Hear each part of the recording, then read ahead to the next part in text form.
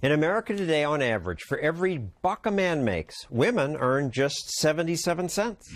There's one thing that just about every single job in America has in common.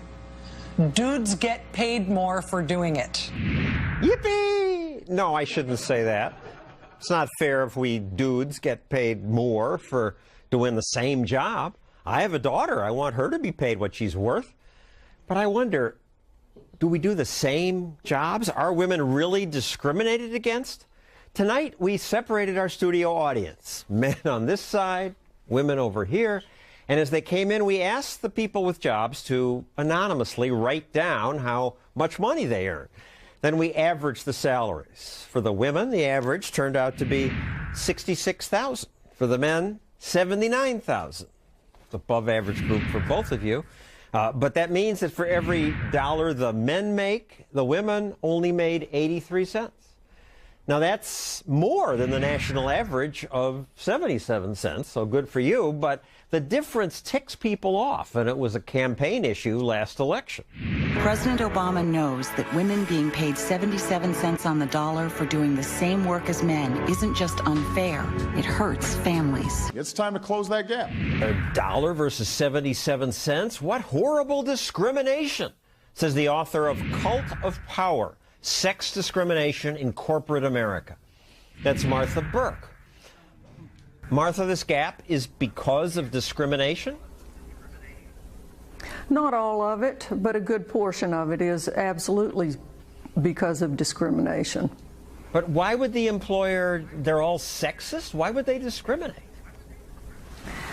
Well, some of them don't really pay enough attention to who they're paying what, and so they don't really realize that maybe frontline management is making decisions that are not in the best interest of women. Some of them just think they can get away with it, and that goes back to the early 20th century when people paid women less because they were women and said so out loud.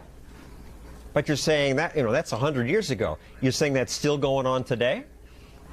I'm saying that we still live in the legacy of it, absolutely. Otherwise, why would take two jobs like school cafeteria worker and school custodian, why would those not be paid the same? Because they're the same skill level, same entry level type of job, but yet the custodians make more because they're predominantly male. The cafeteria ladies are just that, predominantly female, and that job pays less.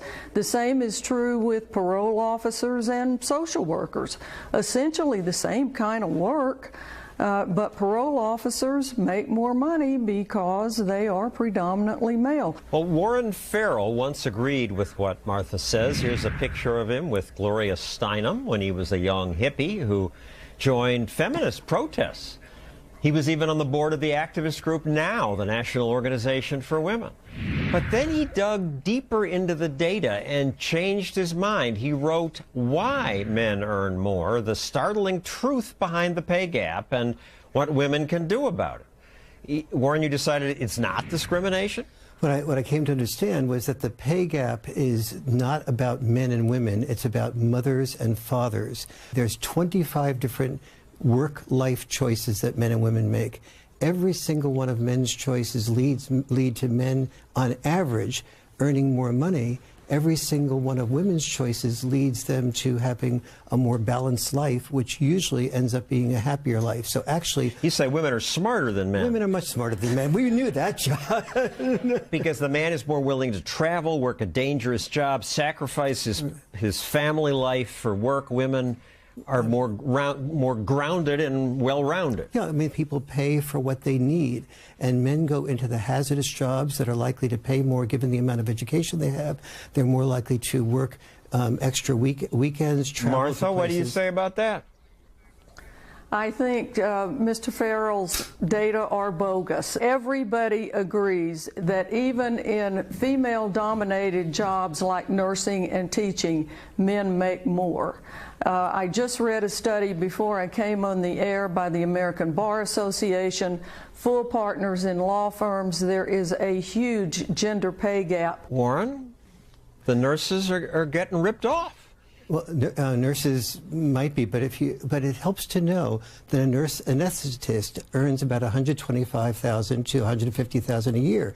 If you are a nurse, you earn much less than that. So let's teach our daughters the specializations they can enter where they can out-earn men, rather than have all this. You're saying the girls are dumb and they could make more money, and they foolishly choose art history, not knowing it'll pay less? Well, if they are taught only about discrimination, they're not taught about how unlikely they are to get a job if they're a French literature and art history major, and they only care about fulfillment. We have to teach both our daughters and our sons trade-offs.